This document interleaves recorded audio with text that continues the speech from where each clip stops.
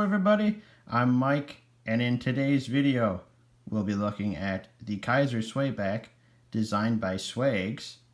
Now this isn't just any SwayBack, this is the White Mountain Knives exclusive SwayBack. There will be a link in the description below where you can find this knife because they're currently still in stock. And they're only $59, which is the regular price of the other versions, and this has 154 cm blade steel instead of N690, and this has brown micarta instead of the other colors. So let's get into it. So the overall design is the same as all the other versions. You do have a slight variation though with the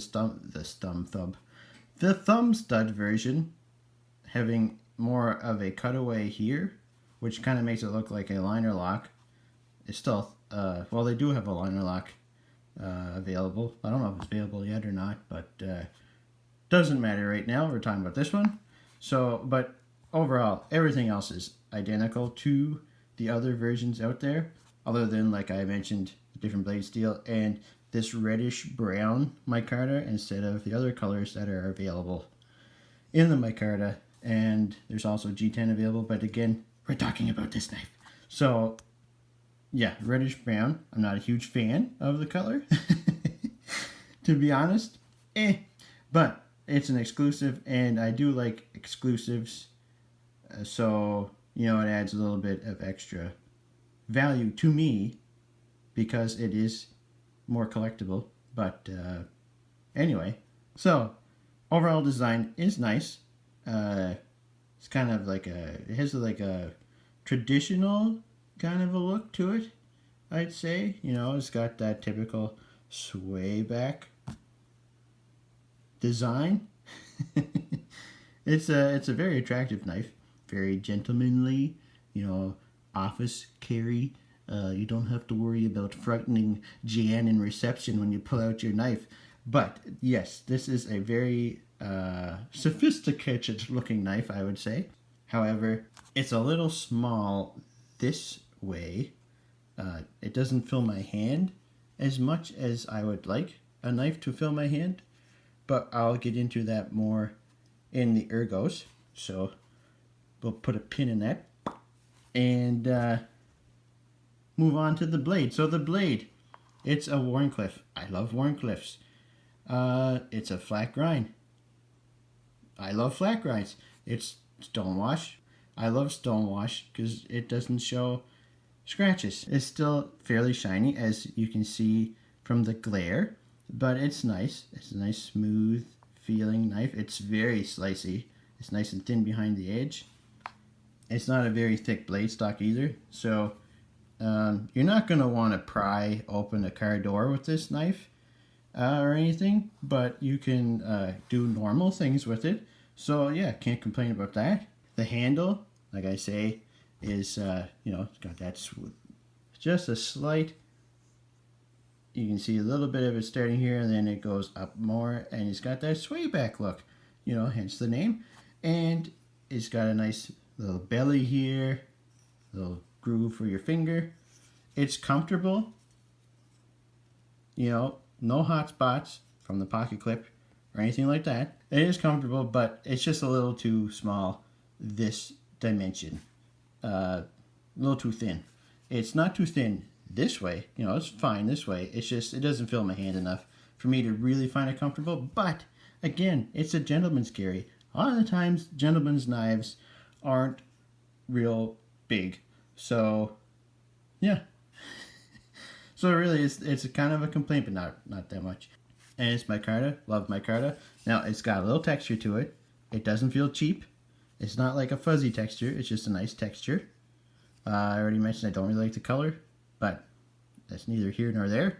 I could probably put some oil on it and make it darker, and I probably wouldn't mind it as much. I don't really mind it that much now anyways, but it's not my favorite. And the pocket clip is, close this up so I don't stab myself. The pocket clip, nice little branding there. Not deep carry. Oh well. Not a big deal. You have about this much sticking out of your pocket, which, not a big deal. Could be worse. They could have put the pocket clip down here, right? So yeah, it's left, right hand and left hand, carry. Good. That's very nice. It's got some jimping on here. It's not super grippy. It's not sharp, but it does the job when you open up an Amazon package, or maybe I shouldn't say Amazon. I don't know. Some people don't like Amazon. Or if you're opening up, a bill, it's like, it's great for opening up bills.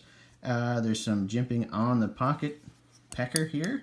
Yeah, and it is a little bit of a pocket pecker. I will mention that. It, when you carry it.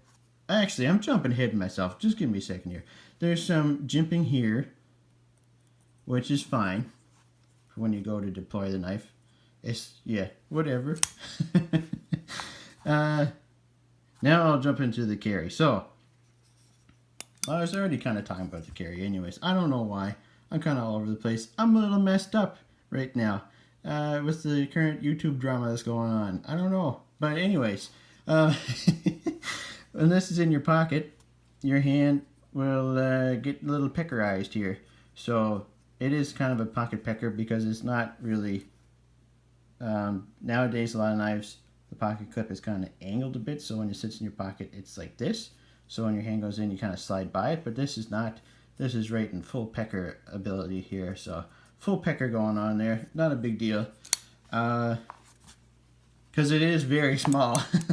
It is very thin. Look how thin. Like that is like about the size of my finger. So I mean, it doesn't take up much room in your pocket. So I will say that. Just push it out of the way. It's fine. Don't worry about it. The action is actually this is where this knife really shines. So the action is very, very snappy. For a button lock, it's a very nice action. I cannot complain about the action at all. All jokes aside, this knife has a fantastic action. The before mentioned jimping really does help you get a nice grip. Although, to be honest, I don't really feel the jimping that much because I'm kind of like right on this corner here. So when I push down on it, I don't really touch the jimping. However, some people may touch the jimping, and the jimping's there for you to touch. So yeah, it's I enjoy it. I enjoy flipping. This is fun to fidget with. Now, I don't know if you can hear because I am talking quite a bit. There is some, oh, I didn't let it close all the way. My bad. There is some, oh, see, now there is none there. What? There is some lock stick.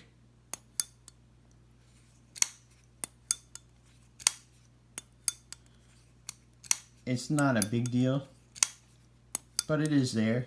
I don't like to hear it necessarily, and maybe I kind of mentioned in the unboxing because I've heard other button locks by design they want a little bit of lock stick. I don't know if it's a safety measure or what.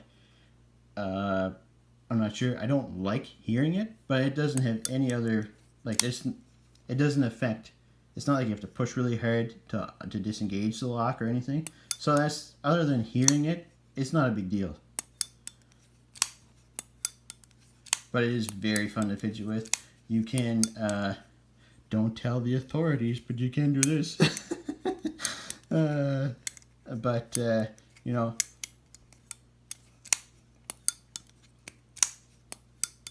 no, the action is, you can't ask for a better action on this knife. It's, well, you could ask for no lock stick, I guess. But, you know, I can't complain. The action's great. The materials are nice.